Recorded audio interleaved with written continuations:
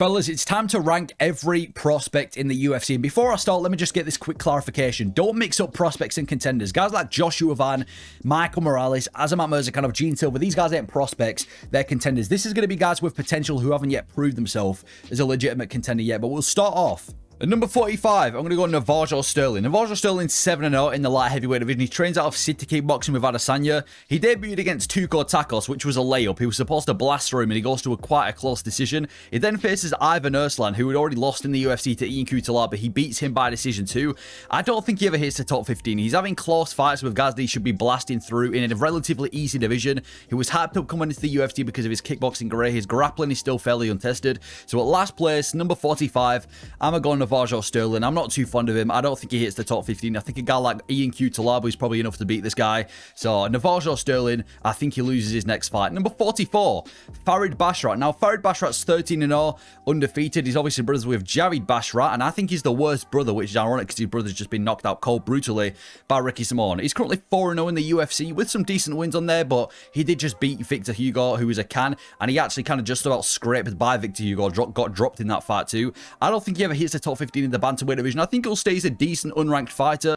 I don't think he's going to end up being one of these guys that gets cut from the UFC. He's good enough, but at number 44, I'm going to go Farid Basharat. Again, similar situation. He's not blasting through guys he should be blasting through. He's having close fights with cans. He doesn't really seem to be the best from a finishing perspective. I just don't think this guy hits the top 15. So undefeated Farid Basharat, I'm going to put him at number 44. Number 43, I'm going to go Nurullo Aliev. Now, Aliev is a 10-0 undefeated lightweight. And all people like to call him the next Khabib, the next big lightweight prospect, one of the next big things in the lightweight division, and I massively disagree.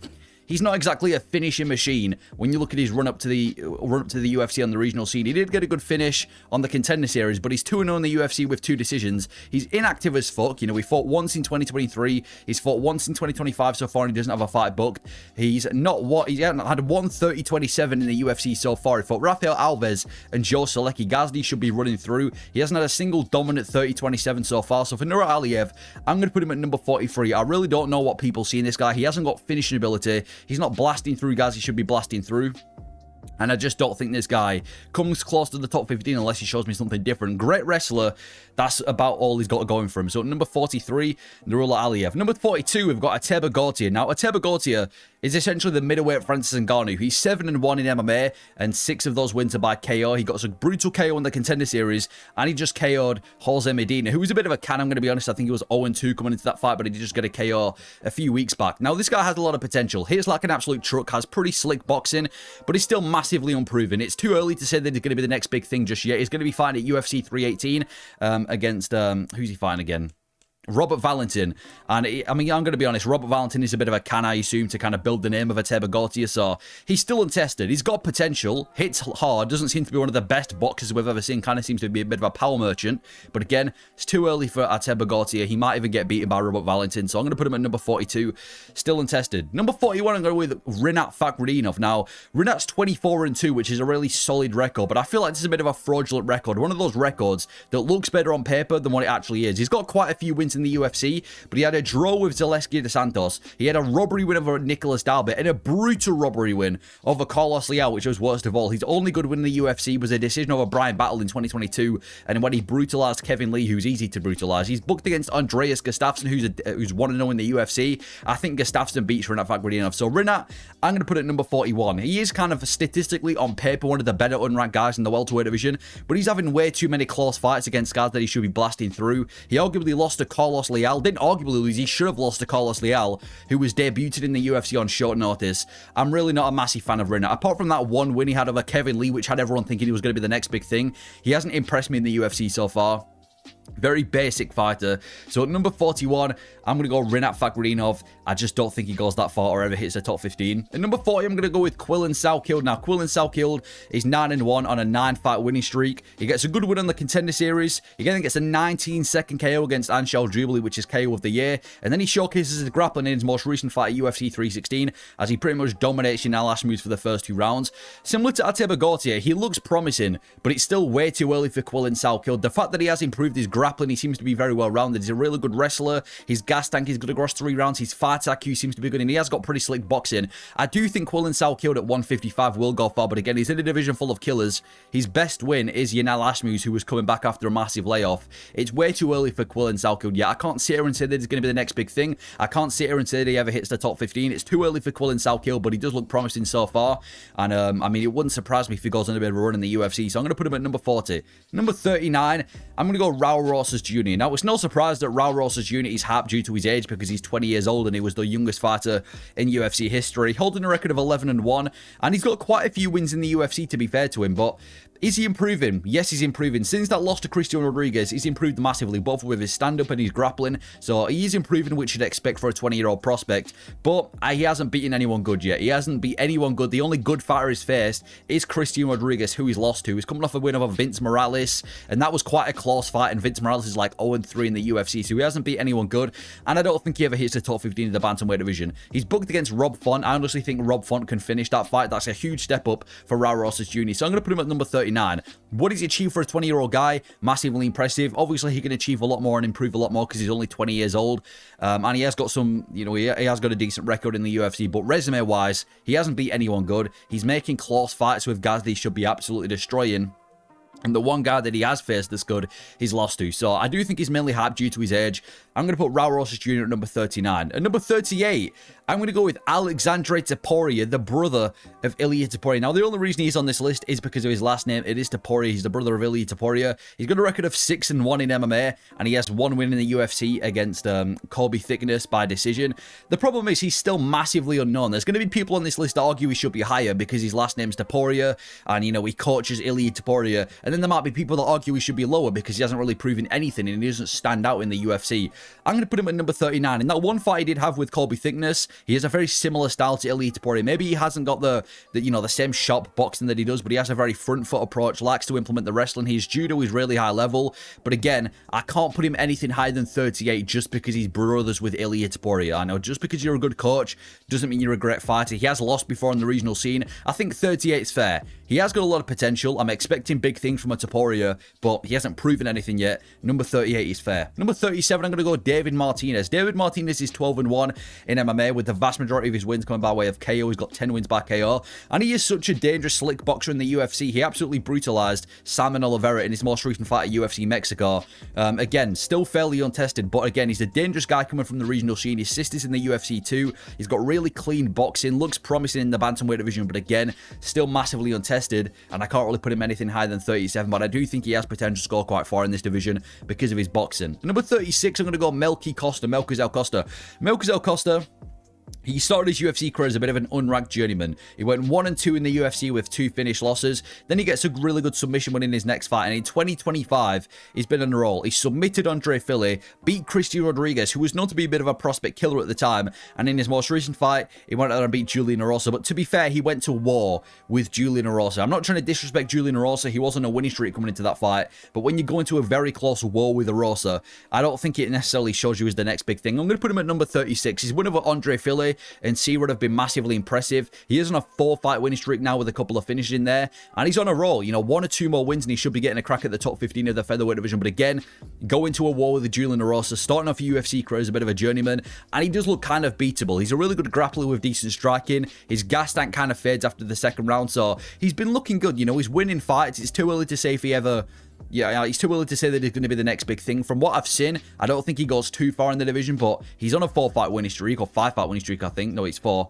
He's looked good in his last couple of fights. So, Melky Costa, I'm going to put him at number 36. And number 35, I'm going to go with Chase Hooper. Now, Chase Hooper is an insane grappler. He comes into the UFC with the vast majority of his wins being by submission. And he, again, similar to Melky Costa, starts off his career as a bit of a journeyman. He was a bit of a featherweight journeyman at the beginning of his career. Kind of a bit of a win-loss fighter, losing a couple of times. And then he moves up to 155, which seems to be the best career option for Chase Hooper. He's now on a 5-fight winning streak with some really good submission wins. Submitted Jordan Levitt, who was a great grappler, absolutely dominated Borshev, and just submitted Clay Guida a couple of fights ago as well. But again, he's still massively untested. I don't know what the UFC have with Chase Hooper, but they keep feeding him these old, washed fighters. Clay Guida and Jim Miller back-to-back. He may as well have broken into a retirement home. And he's booked against Alexander Hernandez. Hernandez is a step up in competition, but again, for someone with a 5-fight winning streak with 3 finishes, you'd expect somebody maybe higher ranked or, you know, maybe a bit more of a test for Chase Hooper. So, for Chase Hooper, if you feed him one of these unranked kind of journeyman, an unranked guy at 155, he's likely going to win. You feed him a killer, like even some of the dangerous guys around the 155-pound ranking area, that's where I think Chase Hooper loses. He could break into the top 15. I do think he's a little bit too one-dimensional for that. And in that fight with Jim Miller, even though he was dominating the fight with his grappling, he didn't come close to finishing him. So I'm going to put him at number 35. Great grappler. I just don't know if he can survive some of these more dangerous guys as he gets close to the rankings at 155. And he kind of showed that at 145 too. Number 34, I'm going to go Bogdan Guskov. Now, Bogdan Guskov is in the top 15 of the light heavyweight division, but I don't think he's going to be ranked a year from now. He looks awful in every single fight, and then he'll come back and get a massive win. For example, in his most recent fight, he fought Billy Elakena, who was a can on short notice to build the name of Bogdan Guskov, and he nearly got finished in that first round. He got dominated in that first round by Billy Elakena, and it's not even just that fight with Billy. Even in previous fights before, like the one with Ryan Spann, he was losing to Ryan Spann, and then he just manages to land that one big shot. Bogdan Guskov, he loses every single fight, and then because of his power, he manages to find the shot and ends up winning the fight. He's a bit of a power merchant, but I think as he gets close to the top 15 and faces these most dangerous guys, that's where he's going to struggle. He hasn't impressed me in the UFC so far. He's not running through people. He almost loses every fight. It's like the DDP of the light heavyweight division, except he doesn't have the plot armor of DDP. He only has a bit of power. So I don't think Bogdan Guskov's going to be ranked for so long. He did lose in his UFC debut to Volkan Oezdemir as well. I'm going to put him at number 34. He's in the top 15. I have to give him credit, but he just doesn't look that good. At number 33, I'm going to go Bekzat Almakhan. Now, Bekzat Almakhan has a very high KO percentage, especially on the regional scene, and he debuted in the UFC against none other than Mr. Umar Nurmagomedov himself on short notice, and he actually was able to drop Umar in that first round. Now, he did get dominated for the rest of the fight, but you'd expect that. He then comes back against Brad Katona and slumps Brad Katona in just over a minute in his most recent fight at UFC 315, and I genuinely think this guy's got potential for the top 15 of the bantamweight division. He's got good wrestling, obviously got dominated by Umar Nurmagomedov, but he's arguably the best wrestler, or one of the best wrestlers in this division right now, and he's just a really dangerous boxer, rapid on the feet, moves like a flyweight for the bantamweight division, and obviously has a lot of power with the amount of KOs he got, and he just brutalized Brad Katona. We've seen Brad Katona hold up a pretty good chin in the UFC, so for Bekzat Almakhan to chin him that quickly is impressive. So at number 33, I'm going to go with Bekzat Almakhan. Looks promising. I think he's got potential for the top 15, especially with a full training camp from Kazakhstan. Looks to be pretty promising. Number 32, I'm going to go Mario Pinto in the heavyweight division. Mario Pinto's undefeated at 10 wins and 0 losses. He had a really good KO in the Contender Series, and he just brutalized Austin Lane in his UFC debut, and the fact that he's a heavyweight prospect makes him 10 times more valuable, because in the heavyweight division, prospects are pretty much non-existent. They're a prehistoric thing. But I will say, he was losing to Austin Lane in that fight. Austin Lane might be one of the worst fighters in the UFC right now, and he was kind of losing that fight to Austin Lane before he was able to find the KO shot, which doesn't really give me too much hope. I do think he hits the top 15 though of the heavyweight division, just because it genuinely, all you need is like 2 wins in the UFC and you're in the top 15. So because of that reason, I'm going to put Mario Pinto at number 32. I don't think he's going to be the next big thing in the heavyweight division. It's not like we're watching the next coming of Sergey Pavlovich or the next big thing to challenge Tom Aspinall. He's a very basic guy in the feet, but he obviously carries a lot of power. His timing seems to be pretty good. Was losing that fight to Austin Lane, a little bit too patient for my liking, but he's undefeated. He's 10-0. I think he hits the top 15. I think number 32 for a heavyweight is fair. At number 31, I'm going to go with Jacoby Smith. Now, Jacoby Smith's 11-0, undefeated, with the vast majority of his wins coming by way of finish. Now, I said this guy was going to be the future of the welterweight division. And to be fair, you look at his background, he's a really, really good collegiate wrestler. But he just fought Nico Price as the biggest favorite in the UFC history. And he looked kind of beatable in that fight. He got the submission win of a Nico Price, don't get me wrong, but his gas tank was awful. After like halfway through the first round, his gas tank looked pretty awful. And honestly, I don't even know if he hits the top 15 of the welterweight division anymore. I think you give him anybody who can pace himself over the 3 rounds, and he could be in trouble. I mean, even in that fight with Nico Price, who's one of the most beatable fighters on the roster, if Nico Price would have paced himself a little bit better and had maybe better takedown defense, he might have been able to finish Jacoby Smith. So he might be one of the most dangerous first round fighters in the UFC. He's one of the most well-rounded dudes with super dangerous, well, just super dangerous everywhere the fight goes. But the only problem is his gas tank, and I guess he has got some sort of mental issue, because you saw his post-fight octagon interview at UFC 317, kind of worried about what side of the spectrum he's on. But Jacoby Smith looks promising, dangerous dude. He just needs to improve that gas tank, and I can't really say he hits the top 15 just yet. Number 30, I'm going to go Seungwoo Ko. Now, Seungwoo Ko was just an average Contender Series fighter. Nothing really special from the regional scene. A bunch of wins. Comes over to the Contender Series. Then he faces Auburn Elliott, who was on a 4-fight win streak in the UFC. He was supposed to lose that fight, and he dominated Auburn Elliott. Auburn Elliott, like I said, was under Raw, probably one of the better unranked guys in the welterweight division. He got dominated by Seungwoo Ko, so I'm going to put him at number 30 just for that reason. What are these South Korean prospects? And I've said this before, South Korean kind of tends to be taking over the UFC right now. So for Seungwoo Ko, I'm going to put him in number 30. Dominated Auburn Elliott, which is impressive to do because Auburn Elliott was, like I said, one of the better guys unranked at 170. His grappling's really good. He comes from like a Sambo World Championship background, but he's also got KO power from the regional scene. Very well-rounded dude. Very impressive in his UFC debut. I think he can potentially crack the top 15 of the welterweight division. It's a bit too early to say, but I think number 30 is fair for Seungwoo Ko. At number 29, we have Azamat Bekoev. Now, Azamat Bekoev's 20-3, and he's essentially a wrestler's worst nightmare. He debuts on short notice in the UFC against Zachary Reese and absolutely destroys him after dropping him with ground and pound. He then goes and takes on Ryan Loader, who's like a BJJ specialist who won the Ultimate Fighter. He knocked him out in the first round as well, and he's also one of the best fighters on Twitter. He's one of the funniest fighters on social media. He called out Torres Finney in the Apex, and he got the fight. He's going to be taking on Torres Finney, which is a must-see fight. But yeah, I'm going to put Azamat Bekoev at 29. He's looked really good in the UFC so far. Former LFA champion, good record, 2 first-round knockouts in the UFC, great anti-wrestler. Again, it's kind of too early to say if he's got potential for the top 15, but I do think he's going to beat Torres Finney, who's undefeated. And I think if he does beat Torres Finney, it's only going to be big fights from there for Azamat Bekoev. He's promotable. You know, he's a good personality. He's, like I said, one of these fun guys on social media. So, Azamat Bekoev, 2 first-round KOs in the UFC, great anti-grappler, dangerous dude on the feet. He's kind of very similar to Ikram Maliskarov in a way with his style. Like, on the feet, he's got like a very kind of boxing-heavy approach. Not the fastest, but it's effective. So, number 29, I'm going to go Azamat Bekoev. Number 28, I'm going to go Clayton Carpenter. Now, Clayton Carpenter's 8-1, and he's got such a good background. He's a Golden Gloves boxer. He's an IBJJF grappling champion. He comes into the UFC with pretty much just finishes from, like I said, a mixture of KOs and submissions. Gets a good win in the Contender Series over Ed Caceres, which is a tough guy to get beat against. Comes into the UFC, gets 2 first-round submissions in a row, or not 2 first-round submissions, but 2 submissions in a row. And then he takes on Tagirul Bekov in his first fight. And obviously, Tagirul Bekov's not an easy fight to have in your third fight in the UFC. Obviously, loses to Tagirul Bekov, but he actually performed pretty well. I thought he won a round in the first round against Tagirul Bekov. So I'm going to put him at number 28. He's probably one of the more dangerous dudes unranked in the flyweight division. Performed well against Tagirul Bekov. Dangerous hands. He's really dangerous on the feet. Like, his boxing's amazing.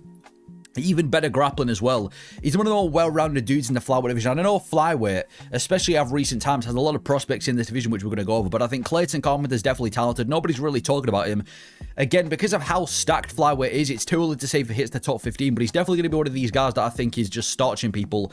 Unranked at 125. Dangerous dude. Great grappling. Great boxing. Only lost to Tagirul Bekov by decision. And again, like I said, he won a round. So I'm going to put Clayton Carpenter at number 28. Number 27, I'm going to go Kevin Valeshos. Kevin Valeshos has an amazing record. 15-1 with the vast majority of those wins by finishes. 11 KOs and 2 submissions. He got a KO win in the Contender Series in his most recent run in the Contender Series. And he just KO'd Seungwoo Choi in his UFC debut, slumping him out cold. He's like an Ilya Topuria clone. Fights similar to Topuria with this heavy kind of boxing approach, walking forward, getting you against the cage, and then ripping to the body and landing the big one up top. And his only loss is to Gene Silva himself. And even in that fight with Gene Silva, he didn't even perform that bad. He looked good early against Gene Silva. He had his moments, went to a decision with Gene Silva, who's now one of the most dangerous dudes in the featherweight division. I truly think that Kevin Valeshos will be in the top 15 of the featherweight division in the next couple of years. So I'm going to put him at number 27. 15 wins, I think 12 finishes. He's only lost being to Gene Silva, who he performed well against. In fact, he's probably come closest to beating Gene Silva out of everybody in the UFC so far.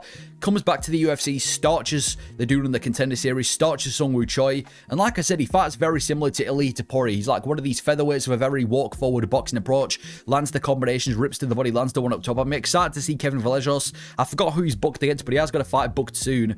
I think he's against Danny Marr. I forgot his name, but he's booked soon.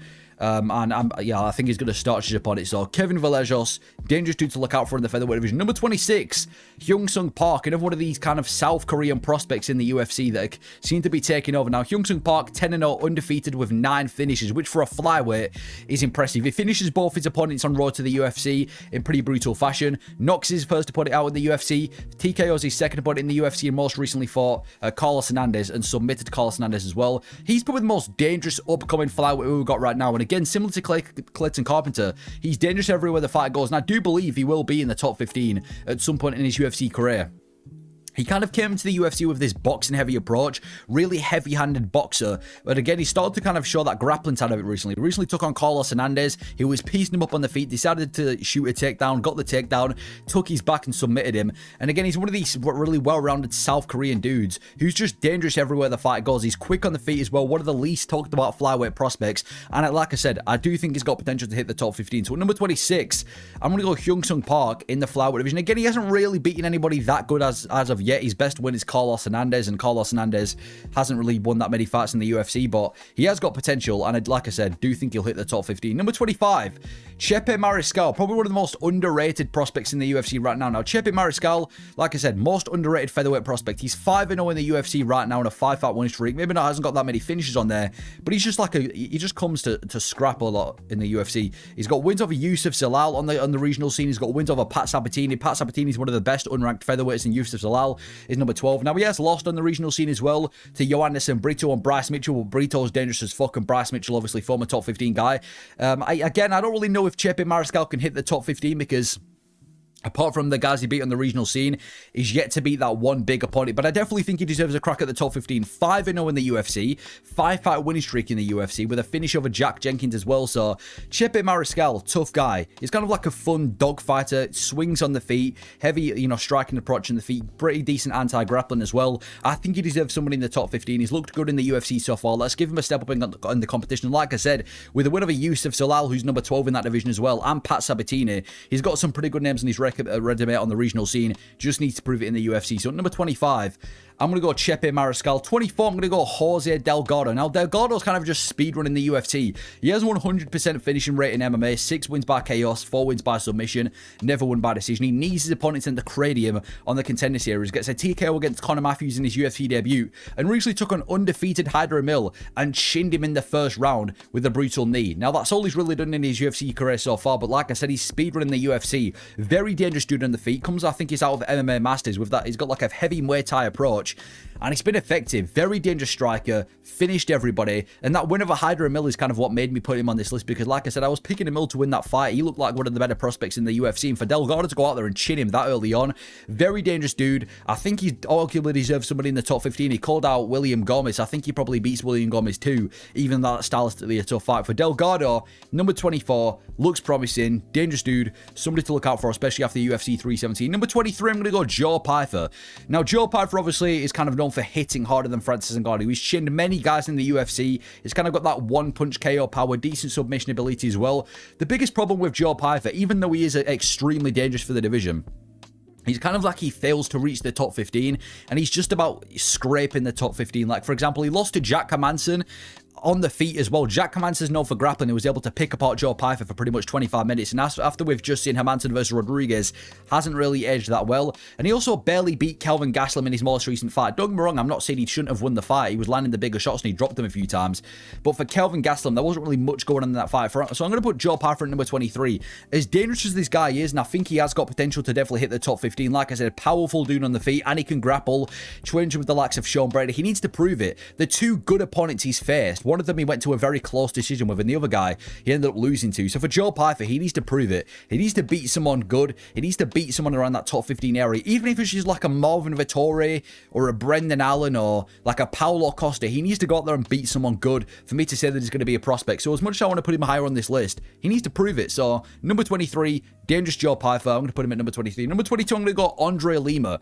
Yeah, Andre Lima's 11-0 undefeated, and he just keeps getting better with all of his wins. He's got a good record from the Contender Series so far. 4 wins in the UFC, a win in the Contender Series. He's only one of the few fighters in the UFC to be bitten as well. He's been bitten in the UFC as well. I think he's the only fighter in the UFC to be, win a fight by DQ because of a bite. And he recently just finished Daniel Perez, where he absolutely brutalized Daniel Perez, which, leads back to my point of him just getting better. And I definitely think he's got potential to be in the top 15. In fact, if there was a number 16 ranked in the flyweight division, Andre Lima would be him. If a flyweight gets kicked out the rankings like a Bruno Silva or, like a Kaya Sakura, I can almost guarantee Andre Lima is going to be ranked. So he definitely deserves somebody in the top 15 now. 4 wins in the UFC, a win in the Contender Series. He keeps getting better with every performance. Good quick striker, decent grappling, looked amazing in his most recent fight where he absolutely picked apart Daniel Perez on the feet and put the cherry on top with the submission. So for Andre Lima, again, like I said with the flyweight division, there's so many upcoming flyweights now. I think Andre Lima is one of the best. If there was a number 16 ranking in the flyweight division, he would be that ranking. So I'm going to put Andre Lima at number 22. Number 21, I'm going to go Bryan Battle. Now, Bryan Battle's 12-2 in his MMA career, and he actually has quite a lot of wins in the UFC. He's got a shit ton of wins in the UFC with his only loss being Rinat, but he's got a really good UFC record. But the problem is, he has 0 good wins. Look at every single one of those wins. He hasn't got a single good high-level win. And you might argue that Randy Brown was a good win. Well, first of all, he missed weight against Randy Brown by I think it was like 5 or 6 pounds, first of all. And he barely beat Randy Brown. I think there's an argument to make that Randy Brown won that fight. It was kind of just him holding Randy Brown against the cage and then losing in every striking exchange. He has just moved to the middleweight division, though, which I guess is needed after he missed weight. And he's going to be taking on Ruziboyev. And I think Ruziboyev clips him. I'm not saying he necessarily gets the fight done by KO, but I think Ruziboyev definitely has the ability to land on Bryan Battle. I think stylistically that's a bad fight for Bryan, so I'm going to put him at number 21 because of the amount of wins he's got in the UFC and because when he was in the welterweight division, he was one of the better unranked welterweights, and he does deserve somebody in the top 15.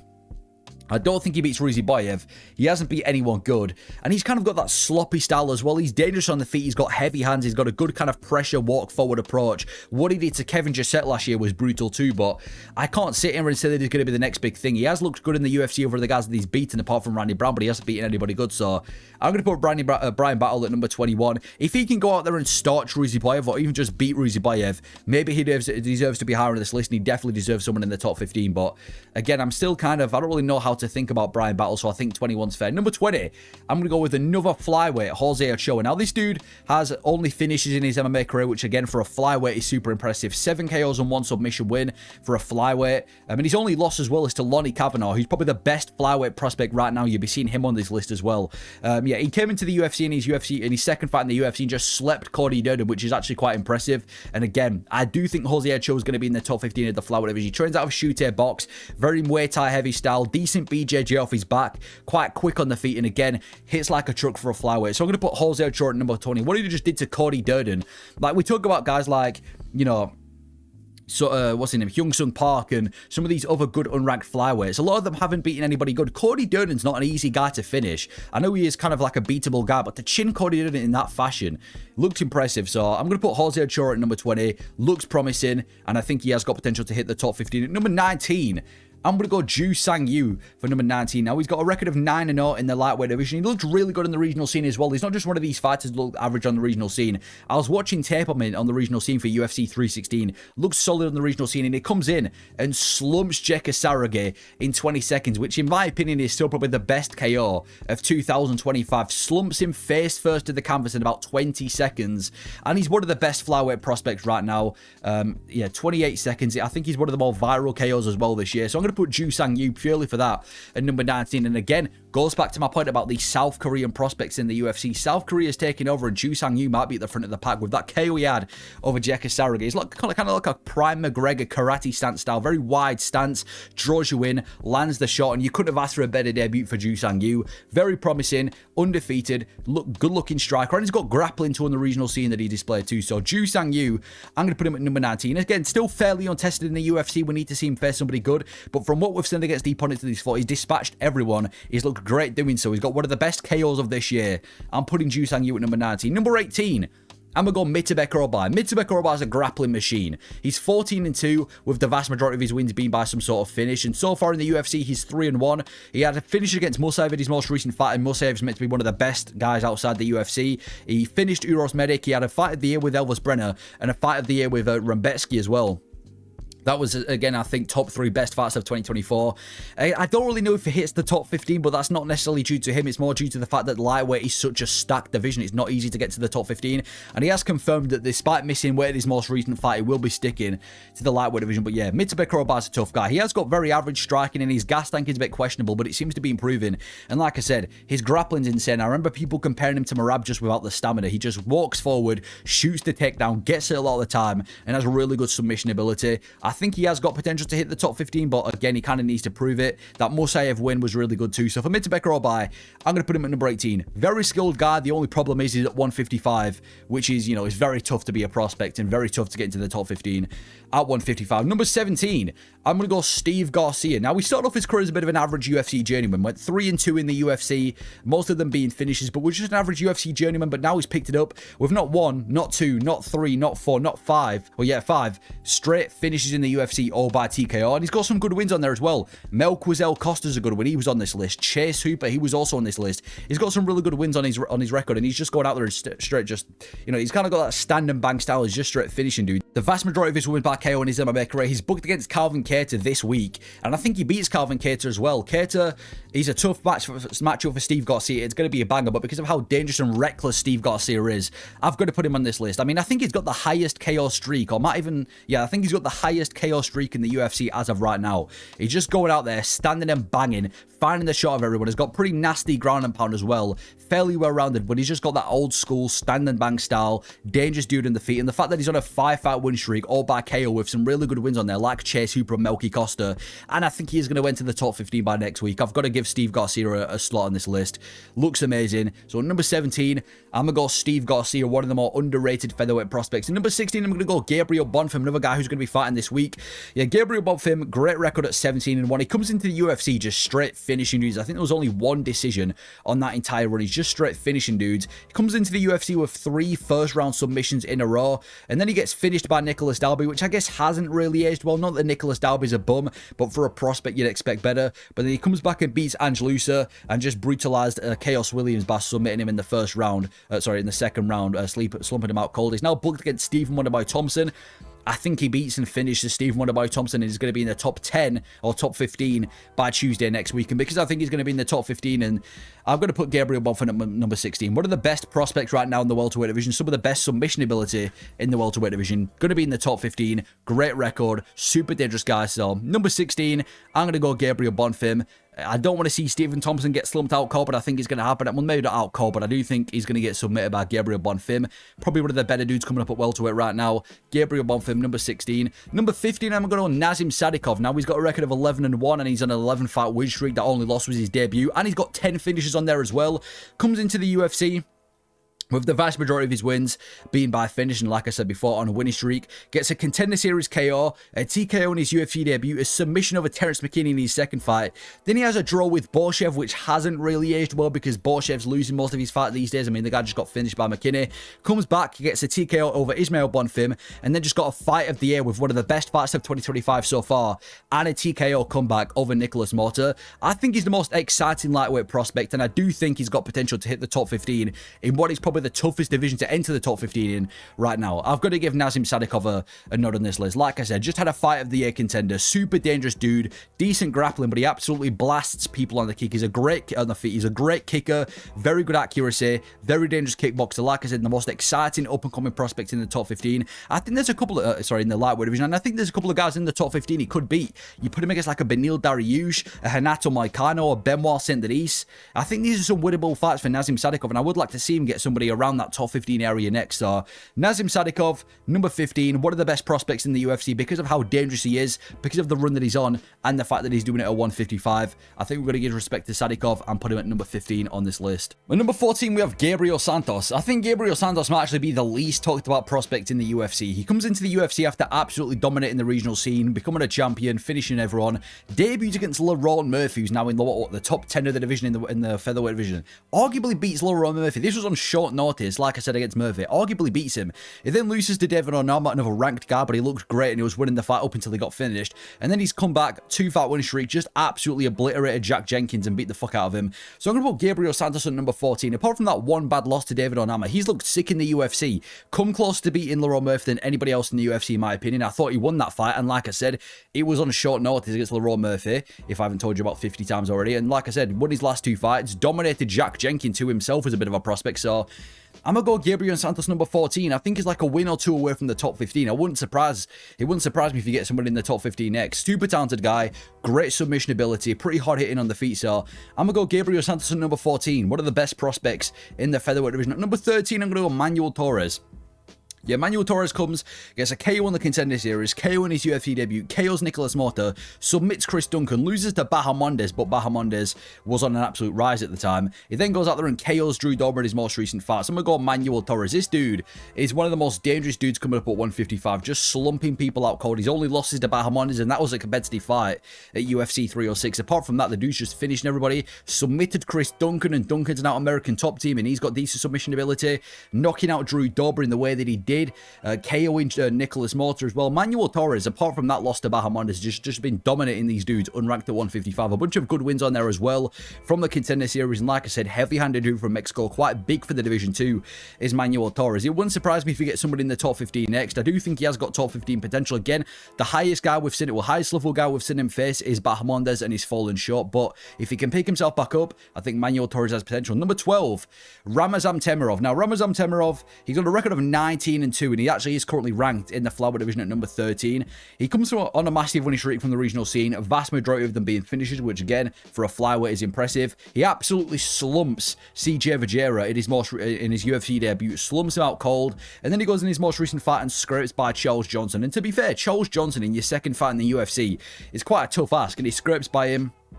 He's super dangerous, is Ramazan Temirov. His hands, and he's one of the most dangerous first-round dudes in the flyweight division, but he does have flaws. His gas tank is the biggest flaw in that fight with Charles Johnson, and again, it was Charles Johnson that he's facing, so I've got to give him credit for this. He did have a bit of a dodgy gas tank, but he was still able to pace himself across 3 rounds, so I'm going to go Ramazan Temirov at number 12. He's got a fight booked with Azamat. I think if he can sort out his gas tank issue, which I expect him to do, he's going to beat Azamat, and he's going to be in the top 10, and the fact that he's already ranked number 12 in the flyweight division, he's 2-0 in the UFC, 2 good wins, slumped Vajera out cold, and he's probably one of the most dangerous dudes, at least in the first round, in the top 15 of the flyweight division. I think number 12, Ramazan Temirov, is fair. At number 11, I'm going to go Peyton Talbot. Now, Peyton Talbot is probably the most hyped up UFC prospect. When you think of prospects in the UFC, you think of Peyton Talbot. Record of 10-1, 8 of those by finish. He absolutely beats up his Dana White Contender Series opponent, and Reyes Cortes Jr. He gets a submission win in his UFC debut, absolutely batters Cameron Salmon. This was the performance that kind of got the hype onto Peyton Talbot, because Cameron Salmon himself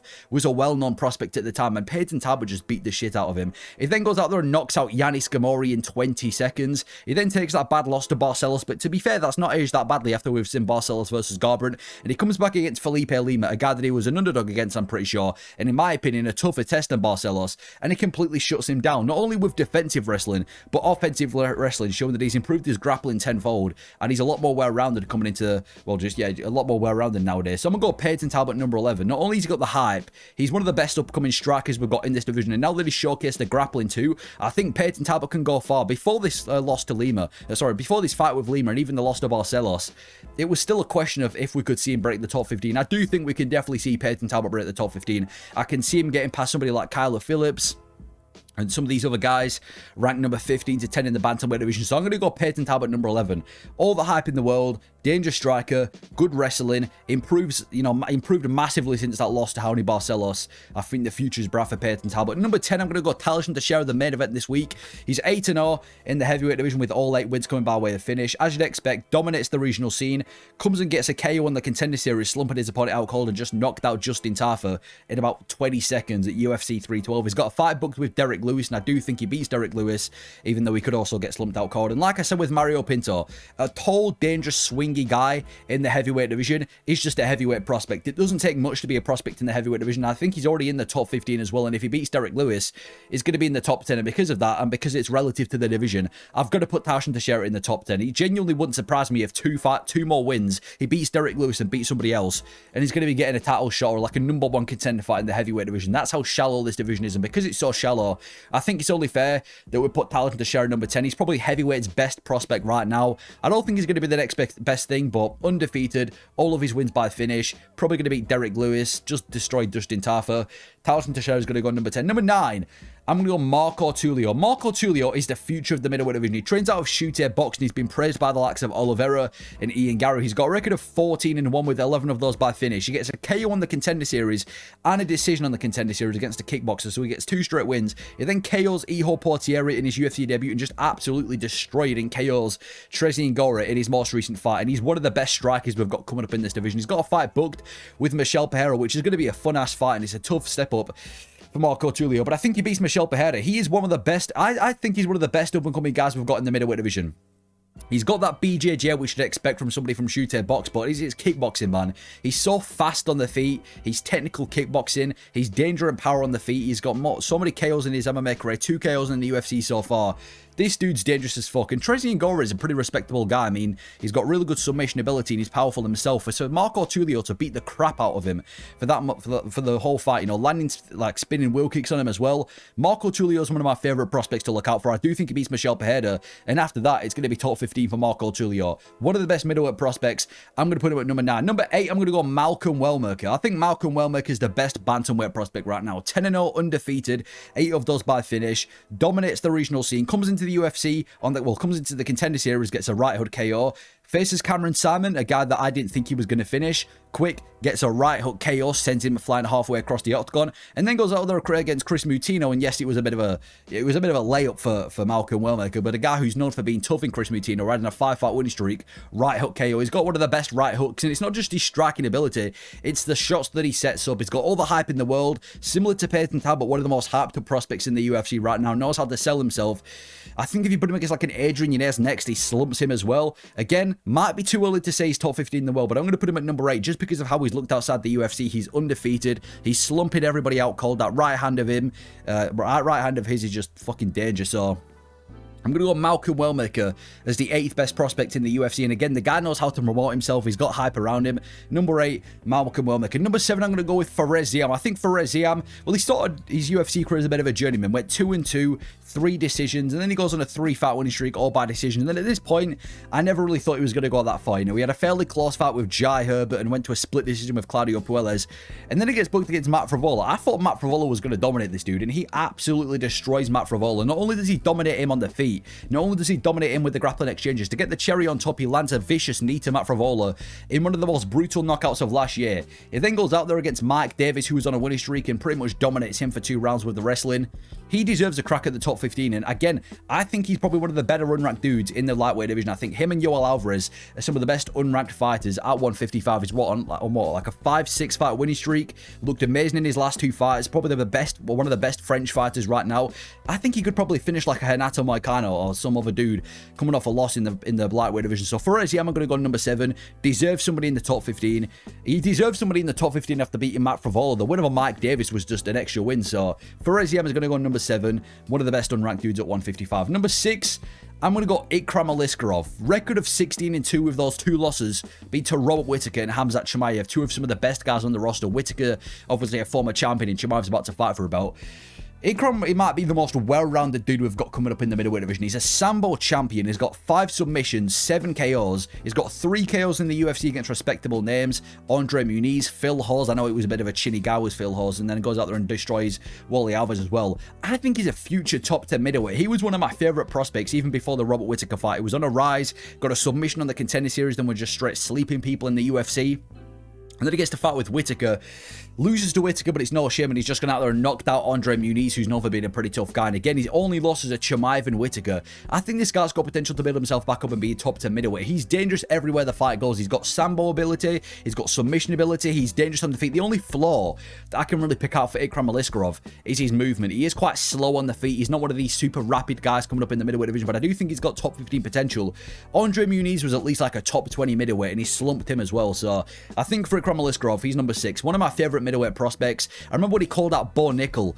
The reason Bo Nickel didn't take that fight is because he would have been happy. I mean, we saw Bo Nickel perform against Rainy Derrida. Imagine what Ikram Aliskerov would have done to him. So, super well-rounded, dangerous everywhere the fight goes, only lost to the best, still on the rise. Number 6, I'm going to go Ikram Aliskerov. At number 5, the 5th best prospect in the UFC, I'm going to go Vinicius Oliveira. Vinicius Oliveira's got a record of 22-3. He first off gets a flatline KO in the Contender Series. Flatline KOs his opponent, then goes out there and gets one of the best and most brutal KOs of 2024 as he absolutely brutally flying knee KOs Bernardo Sapai. He then goes out there and dominates Ricky Simon for 15 minutes, and we've seen how Ricky Simon has bounced back. That was an impressive win against Ricky Simon, and bullied Said Nurmagomedov with a broken rib. He had a broken rib in that fight with Said Nurmagomedov and bullied him in that fight. Maybe it bullied him, but he won at least 2 rounds in that fight on the feet against Said Nurmagomedov. He's currently ranked number 15 in the bantamweight division. He's got a fight booked with Kyler Phillips, who's ranked number 12, and I think he wins like a dominant decision over Kyler Phillips as well. That's going to be a banger of a fight, so I'm going to go Vinicius Oliveira, number 5.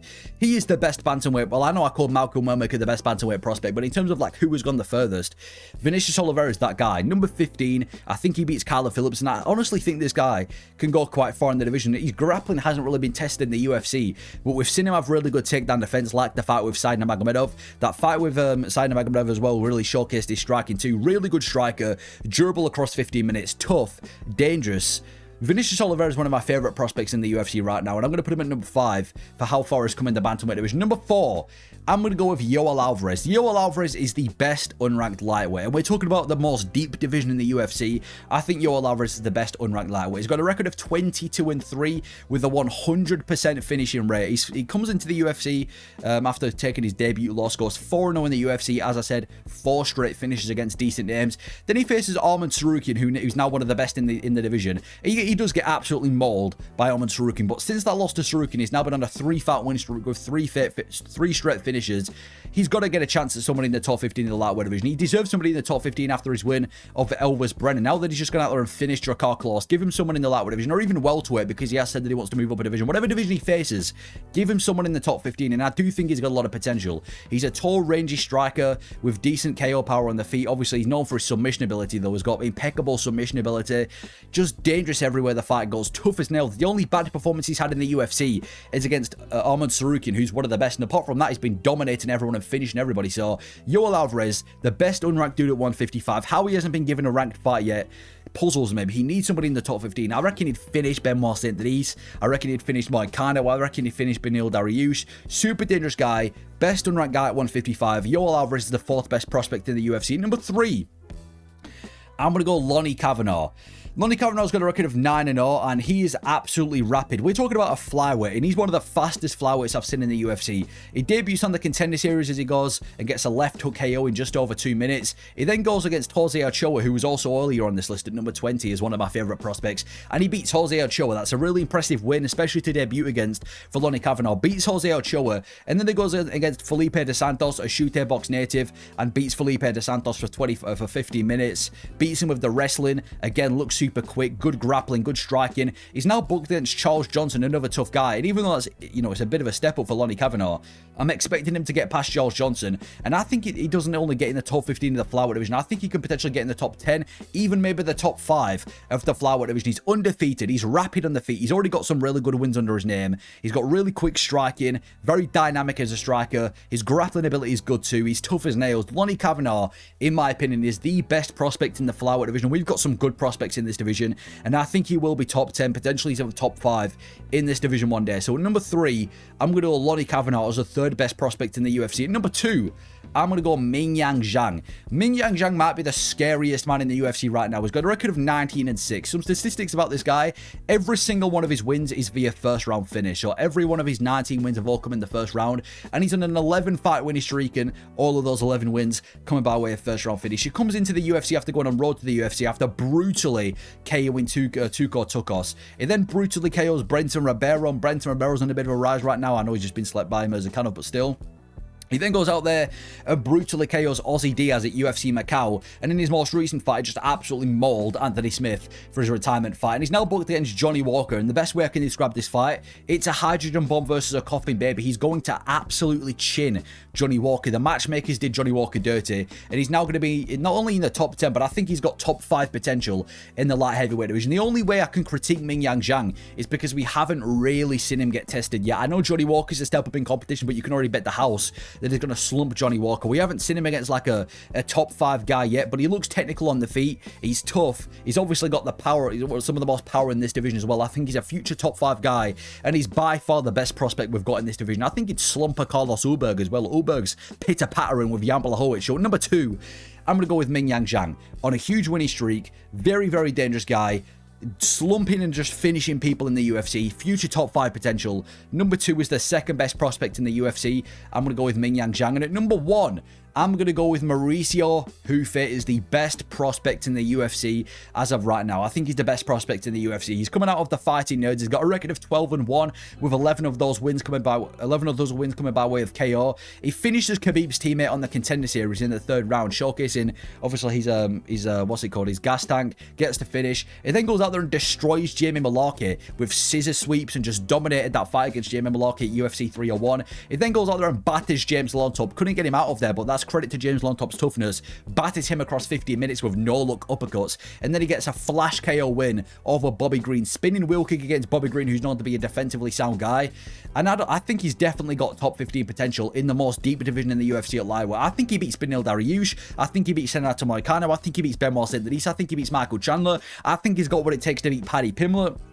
He is the best prospect in the UFC, and I think he's got top 5 potential in the lightweight division too. So I'm going to go with Mauricio Hufe. He's the best prospect. He's coming out of the Fighting Nerds. He's looking better with every performance. Slumping Bobby Green in the way that he did. The fact that he's on a massive winning streak too. He is the best in the UFC. I think he can potentially get to top 5. And again, we're not talking about top 5 in the heavyweight division or flyweight division or light heavyweight. We're talking about top 5 in the lightweight division, the most deep division in the UFC. I don't know who he's booked against next. He said he's got some fight news, but I can almost guarantee if it's against like a Michael Chandler, he's going to slump him out cold too, and I think he will be a future of top 5 of the lightweight division. So as the best prospect in the UFC, I'm going to go with Mauricio Hufe, but that is my list as the best prospects and ranking every prospect in the UFC. Let me know if you'd agree or disagree with some of the placements on this list. Thank you for watching.